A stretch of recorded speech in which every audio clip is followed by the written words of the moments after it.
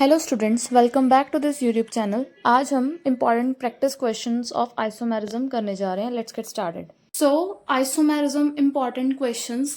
पहला क्वेश्चन है एनसीईआरटी का, draw geometrical isomer of following complex. So इसको हमने कैसे ड्रॉ करना है, एक तो आप ड्रॉ करोगे सिस, दूसरा ड्रॉ करोगे आप ट्रांस। तो कोबाल्ट सिस में क्या होगा, यहाँ पर 2 क्लोरीन गिवन है, ये 2 क्लोरीन के आ जाएंगे, एडजेसेंट आ जाएंगे, ठीक है।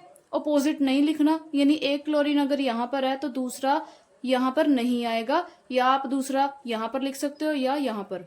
सो 2 क्लोरीन हमने लिख दिए, तो बाकी जो जगह बच गई हमने NH3 4 लिख दिए, ठीक है। और ऊपर क्या लगाना, ओवरऑल प्लस चार्ज। नेक्स्ट आता है कि कोबाल्ट और उसमें क्या गिवन है, 2 क्लोरीन गिवन है, एक क्लोरीन यहाँ पर लिख दिया और दूसरा उसके अपोजिट लिख दिया, और बाकी जो 4 बॉन्ड है वहां पर क्या आ गए, NH3। ओवरऑल चार्ज कितना आ गया, प्लस। अगला क्वेश्चन है, draw geometrical isomer of following complex. ये भी एनसीईआरटी का क्वेश्चन है। सो इसको कैसे ड्रॉ करना है, पहले लिखना है आयरन, ठीक है, सिस और ट्रांस बनाओगे आयरन, और NH3 2 गिवन है तो आप एक NH3 यहाँ लगा दो, दूसरा यहाँ लगा सकते हो या यहाँ भी लगा सकते हो। सो ये NH3 लिख दिए, बाकी बॉन्ड्स में क्या आ जाएगा, CN आ जाएगा। ओवरऑल चार्ज आपको कितना गिवन है, माइनस, तो यहाँ आपने कैसे रिप्रेजेंट कर दिया, माइनस से। अगर आपने ओवरऑल चार्ज नहीं लिखा ना तो आपका सारा आंसर गलत हो जाएगा, चाहे आपने ये सही लिखा हो या ना लिखा हो, आपको नंबर नहीं मिलेंगे इसमें। ओवरऑल चार्ज लिखना बहुत इंपॉर्टेंट है। नेक्स्ट आता है ट्रांस। ट्रांस कैसे बनाना है, आयरन सेंटर में, NH3 इधर, और इसके अपोजिट एक NH3 आ जाएगा, ठीक है। यानी कि NH3 है जो किसी के एडजेसेंट नहीं लिखोगे, NH3 आयरन के अपोजिट लिखोगे, ठीक है। तो बाकी 4 बॉन्ड्स में क्या आ गए, CN। ओवरऑल चार्ज कितना आ गया, माइनस। नेक्स्ट क्वेश्चन है, draw the structure of optical isomer of following complex. So अब हमने क्या करना है, ऑप्टिकल आइसोमर मतलब कि कोई भी स्ट्रक्चर है, इसको पहले सिस या ट्रांस में लिखना है, फिर उसकी मिरर इमेज करके उसका मतलब अपोजिट लिखना है। तो सबसे पहले C2O4 क्या होता है, ऑक्सलेट, इसको शॉर्ट फॉर्म में OX भी लिख सकते हैं। तो अब बात ये आती है कि ये जो कॉम्प्लेक्स है कि इनमें से कौन सा स्ट्रक्चर बनाए, सिस बनाए कि ट्रांस। अब अगर हम सिस बना के देखें तो क्रोमियम ऑक्सलेट में क्या होता है, ये 2 बॉन्ड्स यूज करता है, तो एक ऑक्सलेट ऐसे आ गया, फिर दूसरा ऐसे आ गया, और ये एक ऐसे आ गया, यानी सभी क्या थे, एडजेसेंट थे। तो ये हर एक ऑक्सलेट 2 बॉन्ड यूज करेगा। ये तो बन गया सिस का। क्या ट्रांस का ऑक्सलेट वाला स्ट्रक्चर बन सकता है इसी का, देख लेते हैं। मतलब क्रोमियम है, एक ऑक्सिलेट यहाँ पर आ गया। अब रूल क्या बोलता है ट्रांस में, कि ट्रांस में जो भी लीगेंड है उसके अपोजिट लीगेंड आए, तो एक लीगेंड यहाँ पर आ गया, दूसरा कहाँ पर आएगा, इसके अपोजिट आएगा यहाँ पर। अब तीसरा कहाँ पर आएगा, हमें तो 2 बॉन्ड्स चाहिए, क्या हम ऐसे बनाएंगे, OX, ऐसे तो बन ही नहीं सकता। तो ट्रांस का स्ट्रक्चर कभी नहीं बनता। दूसरी बात, ऑप्टिकल आइसोमेरिज्म कभी भी ट्रांस में नहीं होती। अगर आपको बोलते हैं ना, लाइक आइडेंटिफाई द स्ट्रक्चर जो कि ऑप्टिकल आइसोमेरिज्म नहीं शो करता, तो ट्रांस वाला जो भी स्ट्रक्चर होगा वो कभी भी ऑप्टिकल आइसोमेरिज्म नहीं करेगा। तो ये हमने सिस का बना दिया, ठीक है। ऊपर हमने 3 नेगेटिव चार्ज डाला क्योंकि ओवरऑल चार्ज इतना गिवन था। ये है मिरर, ठीक है। इसकी यहाँ पर क्या आ गई, मिरर इमेज, मतलब कि जो OX पहले यहाँ पर था यहाँ पर आ गया, ठीक है, लेफ्ट साइड आ गया। OX पहले लेफ्ट साइड था, ये राइट साइड आ गया, ये पहले राइट साइड था और ये लेफ्ट साइड आ गया। तो ये क्या थी, optical isomer of following complex. अगला क्वेश्चन है, ऑप्टिकल आइसोमर बनाना है इस कॉम्प्लेक्स का, ठीक है। तो क्रोमियम, अब यहाँ पर क्या है, कोई भी लिख सकते हो आप, चाहे NH3 लिख दो चाहे Cl लिख दो। हमने यहाँ पर 2 एडजेसेंट लिख दिए, Cl, NH3 भी लिख सकते हो, ठीक है। और एक आ गया EN के लिए भी 2 बॉन्ड्स लगेंगे, एक EN यहाँ पर आ गया, रह गई जगह NH3। अब ये देखो, ये है सिस क्यों है, क्योंकि इसमें जो 2 थे, एक तो NH3, इसके एडजेसेंट भी NH3 था, मतलब अपोजिट नहीं था। सिमिलरली Cl, इसके एडजेसेंट Cl था, ठीक है। ओवरऑल चार्ज कितना है, प्लस। अब इसकी मिरर इमेज देखो, पहले क्लोरीन यहाँ पर था, लेफ्ट साइड आ जाएगा, ठीक है। EN पहले लेफ्ट साइड था, राइट साइड आ गया, और NH3 पहले किधर था, राइट साइड, ये लेफ्ट साइड आ गया। मतलब ये सेंटर को हम ऐसे ही रखते हैं, ये नहीं चेंज करेंगे, बस ये जो ग्रुप्स लगे होते हैं इन्हीं को हमने चेंज करना होता है। ओवरऑल चार्ज हमने क्या लिख दिया, प्लस। ये हो गया आपका ऑप्टिकल आइसोमर, ये होता सिस का। अब क्वेश्चन, अब मैंने पहले भी बोला कि ट्रांस का कभी नहीं बनता, आप चाहे बनाकर भी देख लेना, पहले तो हम ट्रांस का स्ट्रक्चर बना के देखते हैं कि ऐसे सिस की तरह ट्रांस का स्ट्रक्चर बन सकता है। तो फिर इधर अगर हम बनाकर देखें तो इनमें से कोई भी लिख लो ऑपोजिट, एक Cl यहाँ पर आ गया, एक Cl यहाँ पर आ गया, और उसके बाद क्या आ गया, एक NH3 यहाँ पर, एक NH3 यहाँ पर, ये तो दोनों हो गए ऑपोजिट। अब रह गया EN के लिए हमें चाहिए 2 बॉन्ड्स। हम ऐसे तो नहीं बना सकते कि EN को हम ऐसे लिख दें, फिर तो पॉसिबल ही नहीं है। ट्रांस का तो बिल्कुल भी नहीं पॉसिबल, ना ही इसका आइसोमर पॉसिबल होता है। अगला क्वेश्चन है, हमने क्या करना है, draw isomer geometrical and optical. अब दोनों बनाने हैं, किसके, इसके। सबसे पहले हम बनाते हैं ज्योमेट्रिकल। ज्योमेट्रिकल में 2 आते हैं, एक बनाना आपने सिस, दूसरा बनाना है ट्रांस। पहले सिस बनाते हैं, कोबाल्ट।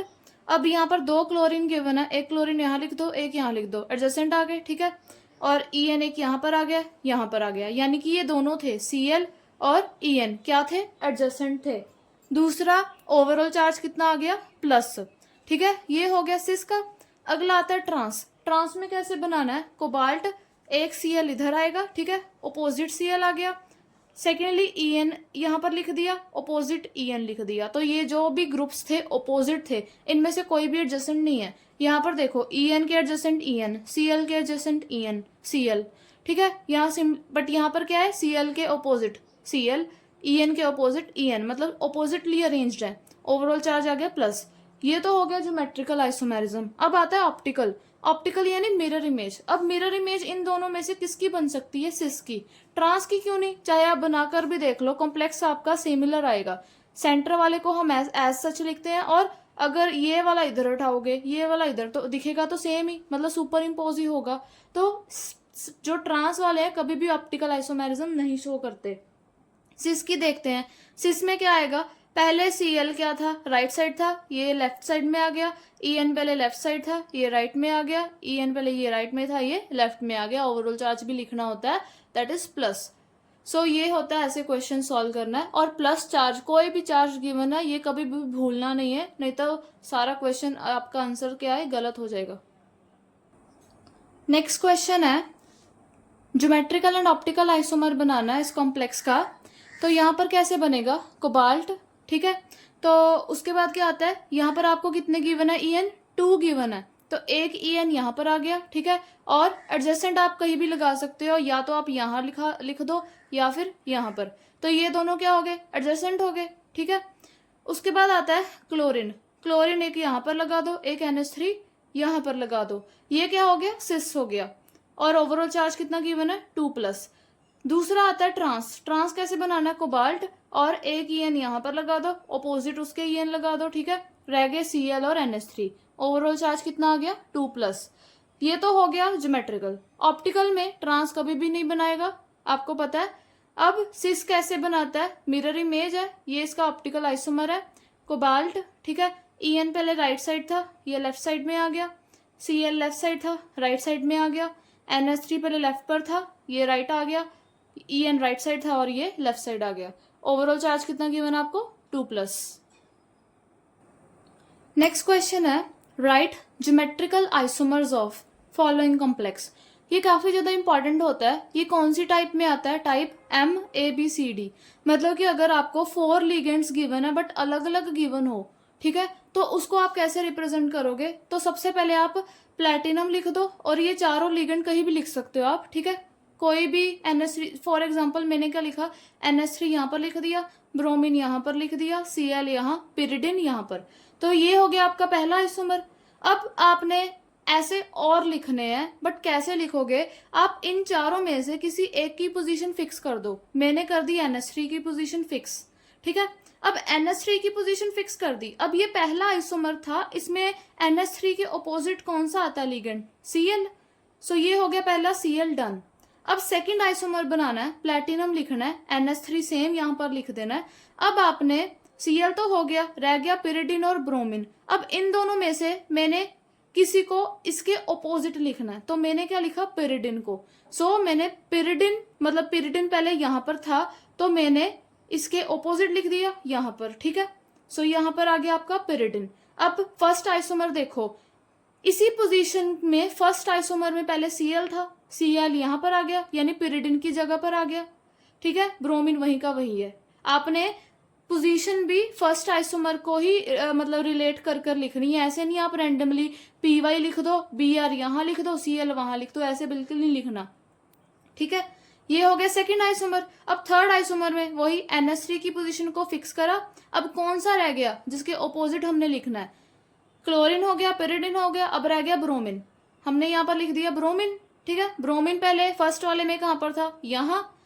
अब और फर्स्ट वाले में Cl इस पोजीशन पर था, तो जो Cl था इस पोजीशन में थर्ड वाले में कहाँ पर चला गया? इस वाले पोजीशन में। और ब्रोमीन जो पहले ऊपर था ये हमने नीचे लिख दिया, और पिरिडिन क्या है? वहीं का वही है। तो आपने ऐसे अब हमको कितने आगे 3 आइसोमर्स मिले हैं, और कैसे करने हैं आपने? फर्स्ट आइसोमर को रिलेट करना है, उसी के अकॉर्डिंग आपने बाकी के 2 आइसोमर बनाने हैं, ठीक है। नेक्स्ट क्वेश्चन है, ये भी बहुत ज्यादा इंपॉर्टेंट है, टाइप है MA3B3। अब आपको स्ट्रक्चर बनाना है किसका? फैक यानी फेशियल आइसोमर होता है ये भी। Try aqua try nitrito N cobalt 3। सबसे पहले स्टेप आपका क्या है? ये आपको क्या गिवन है? नेमिंग। इसको पहले फॉर्मूला में कन्वर्ट करो।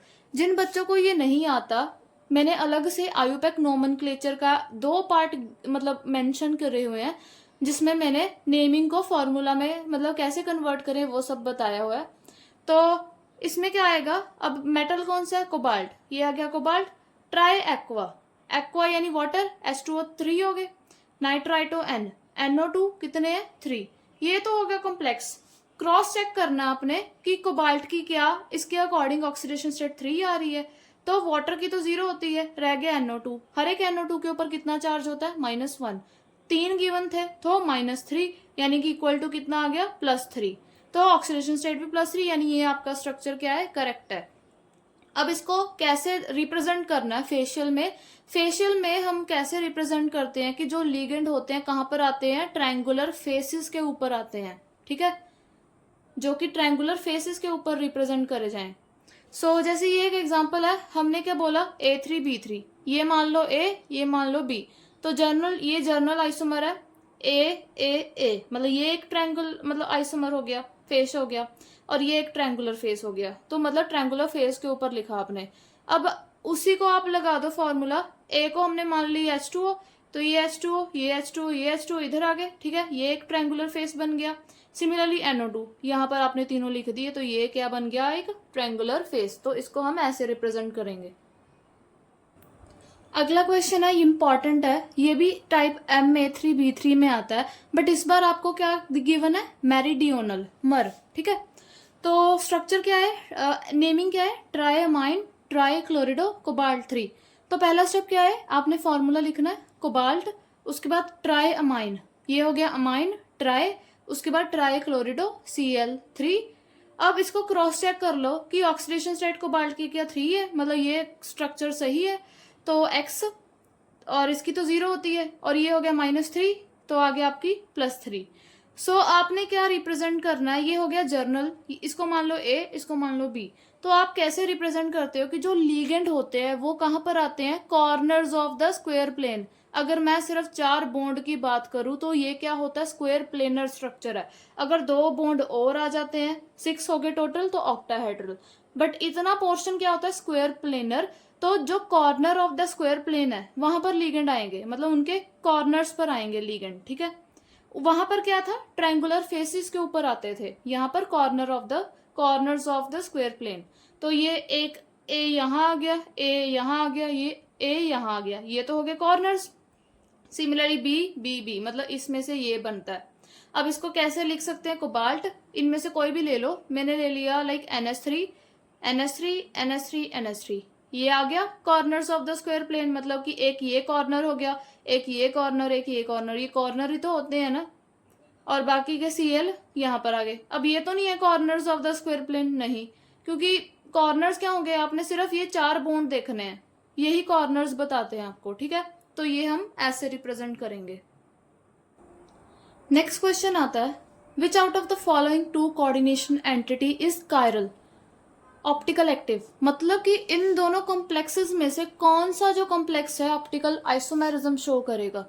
तो आपको पता है इन दोनों में से कौन सा नहीं करता? ट्रांस वाला कभी नहीं बनाएगा, ठीक है। तो सिस आता है, मतलब आपको डायरेक्टली कई बार क्वेश्चन नहीं बोलते we draw the structure of this, आपको कई बार एमसीक्यूज के फॉर्म में भी आ जाता है कि आप बताओ इनमें से कौन सा स्ट्रक्चर है जो कायरल है या कौन सा स्ट्रक्चर है जो इनएंशियमर है, ठीक है। मतलब वही होता है, क्वेश्चन अलग फॉर्म में आ सकता है। तो फिर सिस को बनाकर देख लेते हैं। क्रोमियम और 2 क्लोरीन यहाँ आ गया एडजेसेंट, और ऑक्सलेट 2 यहाँ आ गया एडजेसेंट, 3 नेगेटिव ओवरऑल चार्ज। अब मिरर इमेज ऐसे आ रही है, Cl और लेफ्ट साइड आ गया, ये राइट साइड था पहले, ठीक है। ये पहले लेफ्ट साइड था, ये राइट साइड लिख दिया, ये राइट साइड था, ये लेफ्ट साइड आ गया, और ओवरऑल चार्ज कितना आ गया, 3 नेगेटिव। अब ये क्वेश्चन आता है स्ट्रक्चरल आइसोमेरिज्म के ऊपर था, ठीक है, ये वाला क्वेश्चन। कई बार आपको ऐसे भी पूछ सकते हैं, write the type of isomerism exhibited by following complex. वे पूछ लेंगे ये एक कॉम्प्लेक्स है और ये बताओ ये कौन सा आइसोमेरिज्म शो करेगा। तो ये है स्ट्रक्चरल आइसोमेरिज्म। हमने उसमें क्या करा था, 4 टाइप ऑफ आइसोमेरिज्म करे थे। जिन बच्चों को नहीं आते ना वो वीडियो देखें अलग से, वहां पर मैंने स्ट्रक्चरल आइसोमेरिज्म की अलग से वीडियो अपलोड की हुई है। ये कौन सा आइसोमेरिज्म होता है, आयोनाइजेशन आइसोमेरिज्म। आयोनाइजेशन आइसोमेरिज्म क्या होता है कि जो कि अलग अलग आयंस देता है जब अब हम उसको सोल्यूशन में डिसॉल्व करते हैं, ठीक है। तो अगर इसकी आयोनाइजेशन करें तो कैसे होती है आयोनाइजेशन, एक तो ये वाला कोऑर्डिनेशन स्फीयर और एक ये वाला आयन, ठीक है, ये दोनों क्या हो जाएंगे, अलग हो जाएंगे। और एक बात ध्यान में रखनी है, कोई भी जो लीगेंड है, कोई भी ग्रुप है, इसके अंदर ये अलग अलग नहीं होगा, ये एक साथ ही आयन के फॉर्म में बाहर निकलेगा, ठीक है।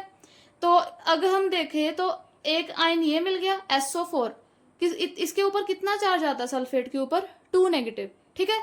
इधर 2 नेगेटिव था तो इधर आप कितना लिखोगे, 2 positive. Remember charge of anion is always balanced by charge of cation, मतलब जितना चार्ज एनाइन के ऊपर होगा उतना ही उसका केटाइन के ऊपर भी होना चाहिए। ये 2 पॉजिटिव है और ये 2 नेगेटिव है। तो ये क्वेश्चन था आपका, आइडेंटिफाई करना। नेक्स्ट वाला भी अब स्ट्रक्चरल आइसोमेरिज्म के अंडर ही आता है, ठीक है। ये आपको कॉम्प्लेक्स गिवन है, आपने ये बताना है ये कौन सा आइसोमेरिज्म है। आंसर इसका क्या है बताओ, आंसर होता है इसका लिंकेज आइसोमेरिज्म। क्यों, ध्यान से देखो, मेटल भी सेम है, NH3 NH3 Cl2 Cl2 सारा कुछ सेम है, डिफरेंस कहां पर आ रहा है, ये वाले लिगेंड में। अब ये क्या है, लिंकेज कैसे बोला हमने, लिंकेज आइसोमेरिज्म वो होते हैं जो कि एक ही लिगेंड हो बट उसका बाइंडिंग साइट अलग अलग हो। मतलब एक कॉम्प्लेक्स में लाइक ऑक्सीजन के थ्रू बाइंड कर रहा है, दूसरे कॉम्प्लेक्स में नाइट्रोजन के थ्रू बाइंड कर रहा है। मतलब ये नाइट्रो ग्रुप होता है, इसके 2 रिप्रेजेंटेटिव होते हैं, ONO। अगर मेटल के साथ O बॉन्ड कर रहा है तो नाइट्राइटो O, अगर मेटल के साथ N बॉन्ड करेगा तो नाइट्राइटो N। अब ये दोनों किसके अंडर आते हैं, लिंकेज आइसोमेरिज्म के अंडर। सो ये क्या हो गया, लिंकेज आइसोमेरिज्म।